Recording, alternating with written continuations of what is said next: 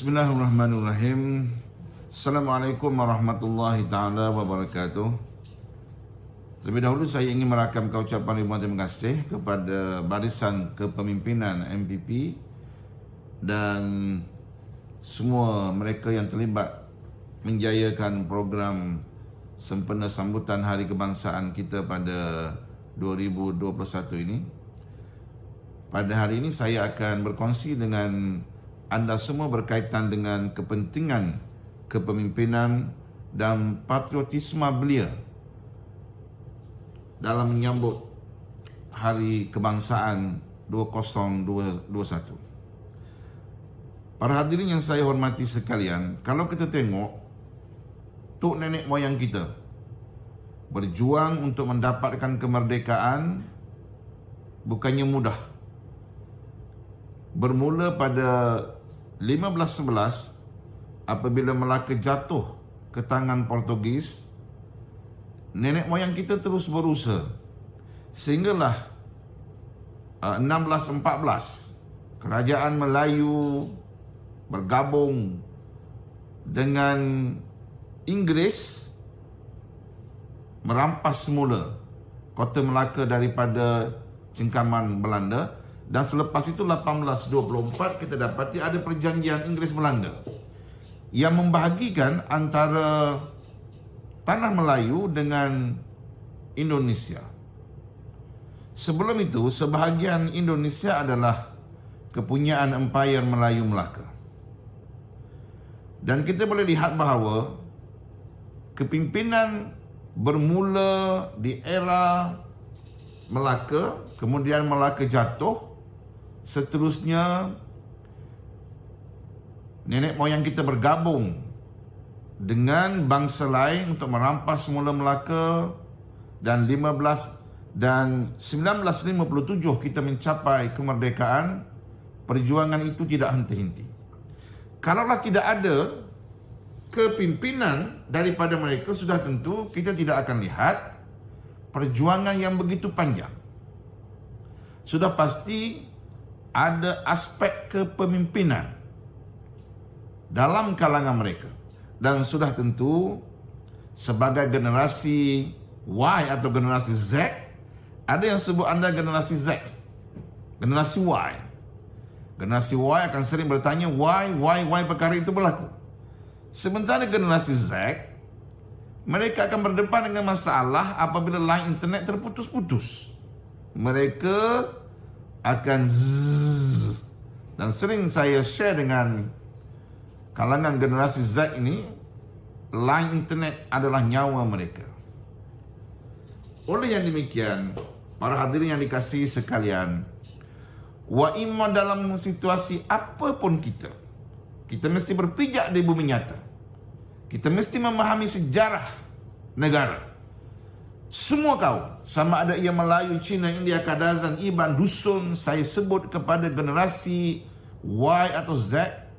Apabila anda memahami sejarah bagaimana kita merdeka, bagaimana kita bersama daripada tanah Melayu, sehinggalah 1948 kita disebut sebagai Malaysia, maka kita akan hidup bersama.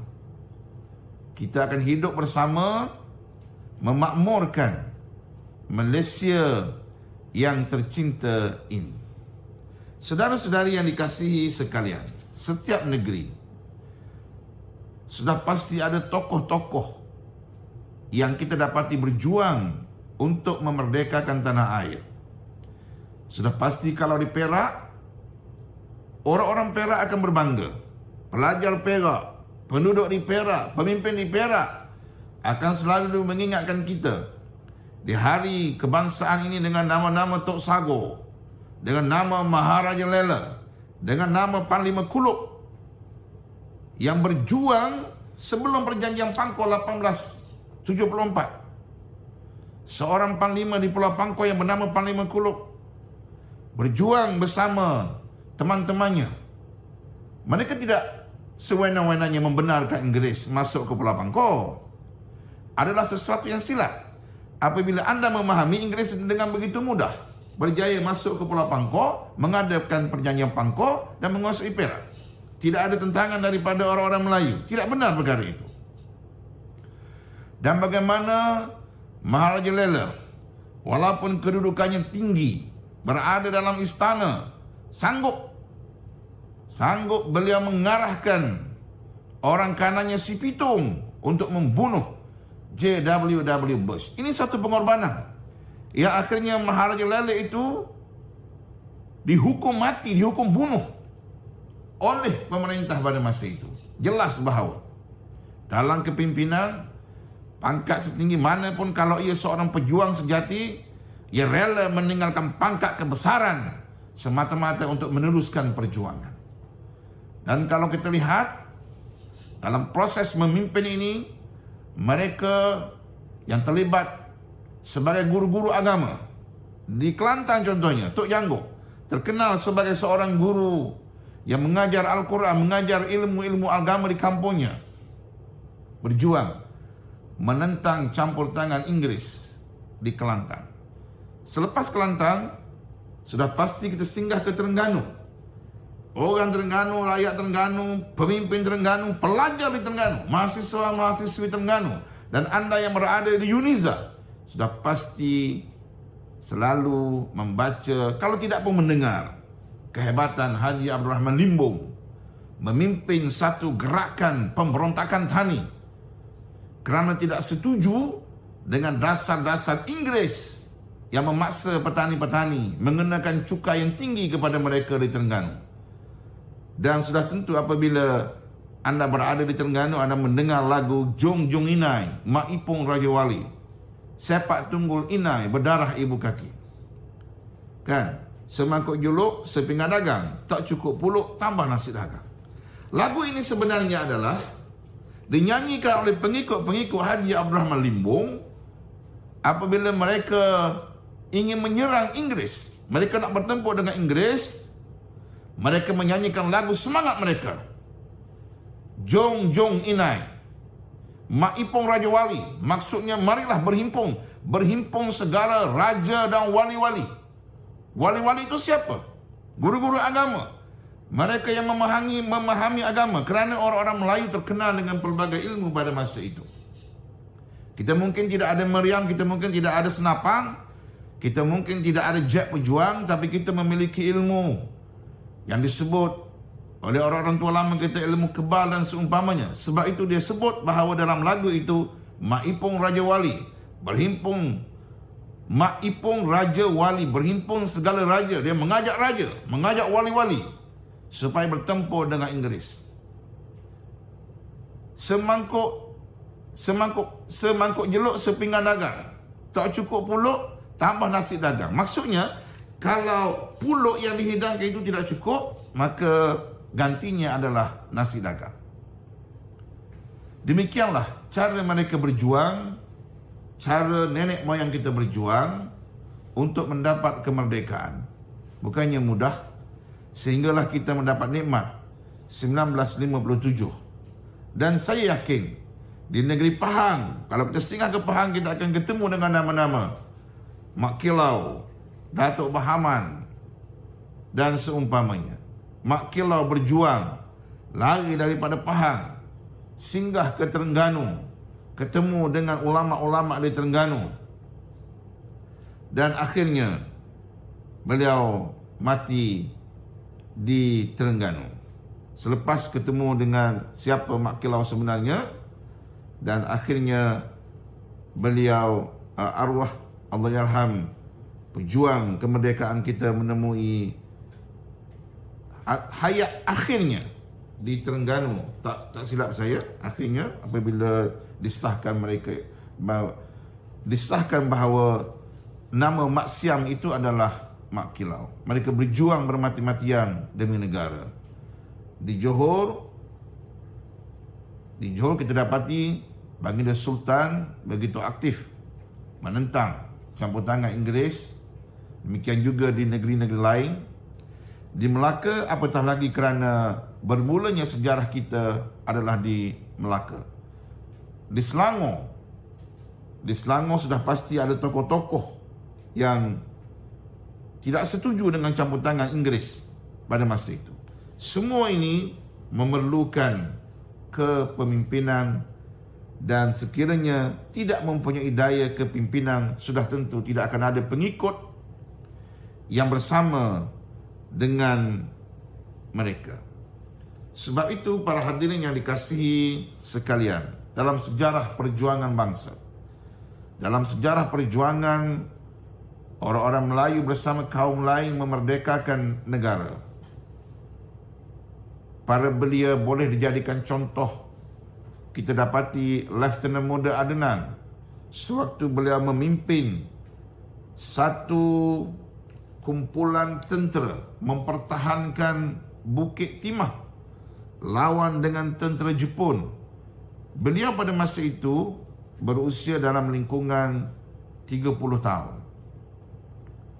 Bagaimana walaupun seluruh kekuatan pasukan beliau dilumpuhkan oleh Jepun, tentera Jepun, hanya tinggal beliau saja yang mempertahankan Bukit Timah itu. Beliau tidak mengaku kalah dengan mudah.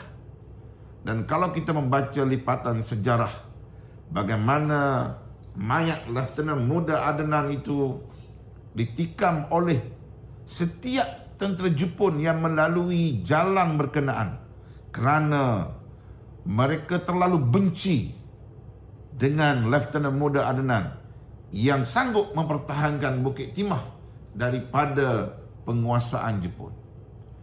Oleh yang demikian, sebagai bakal pemimpin negara, saya menyeru kepada semua mahasiswa-mahasiswi di dalam dan di luar UNIZA supaya prihatin, membaca, meneliti dan menghayati perjuangan para pemimpin, pejuang-pejuang tanah air sempena sambutan Hari Kebangsaan 2021 ini. Semua ada di tangan anda, atas kehendak anda saja. Semuanya ada di jari jemari anda. Saya mendengar pemimpin negara pada masa itu menyebut bahawa pada tahun 2020 segala maklumat, segala urusan berada di hujung-hujung jari kita. Sekarang sudah 20 tahun. 20 tahun.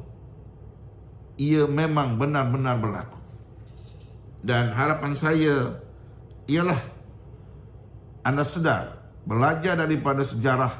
Apabila anda sudah menghayati sejarah itu, maka anda akan ada daya usaha, ada keinginan bagaimana untuk kita hidup dalam cabaran COVID-19 ini.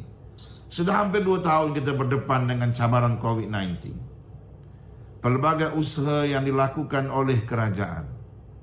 Amat malang bagi kita, sekira dan seandainya bakal pemimpin negara seperti kita semua, seperti anda yang berada di usia 20-an, 30-an, asyik menyalahkan kerajaan semata-mata. Pelbagai usaha telah dilakukan oleh kerajaan. Peruntukan yang besar dibelanjakan untuk menangani wabak COVID-19. Dan semua usaha ini akan berhasil sekiranya ada kerjasama dalam kalangan seluruh rakyat Malaysia. Dan yakinlah bahawa separuh daripada penduduk Malaysia ini adalah dalam kalangan belia. Ketahuilah bahawa kita telah berjaya berdepan dengan pandemik COVID-19 dalam siri pertama. Apabila lockdown besar-besaran di seluruh negara, dan kita berjaya menurunkan ke angka 1 angka COVID-19. Sekarang bukan setakat 1 angka. Kita berada puluhan ribu, 20,000, 22,000 angka COVID-19 sekarang. Semuanya memerlukan kerjasama. Semuanya memerlukan pengorbanan. Semuanya memerlukan kepada semangat juang, daya saing dan kekuatan kita untuk berdepan dan hidup bersama bagi menangani segala permasalahan yang timbul dalam negara kita. Mudah-mudahan Allah Azza wa Jalla memberikan kita kekuatan, memberikan anda semua daya juang dan daya fikir yang tinggi, kerana Malaysia mengharapkan kepada semua mahasiswa-mahasiswi yang setiap tahun 100,000 kurang lebih berada di seluruh universiti awam seluruh negara. Semoga anda sedar dan tahu bahawa tanggungjawab anda sekarang ialah menghayati kemerdekaan Malaysia. Apabila sebut menghayati, maksudnya bagaimana kita menggunakan kemerdekaan untuk memajukan negara, untuk negara terus berkembang, untuk negara kita terus berdaya saing, untuk negara kita terus berada di landasan yang betul, bersaing dengan negara-negara maju. Dan yakinlah bahawa Malaysia ini dikurniakan oleh Allah Subhanahu Wa Taala dengan serba-serbi kelebihan, sehingga kan ada yang sebut bahawa di Malaysia ni, kalau kita ambil kayu, kita buat pagar pun boleh tumbuh menjadi pohon. Itulah kurniaan Allah Subhanahu Wa Taala kepada Malaysia, dan semoga kita semua berada dalam rahmat Allah Azza wa Jalla. Saya akhiri dengan hubbul watan minal iman, kasihkan negara sebahagian daripada iman. Selamat menyambut Hari Kemerdekaan 2021. Sekian, terima kasih.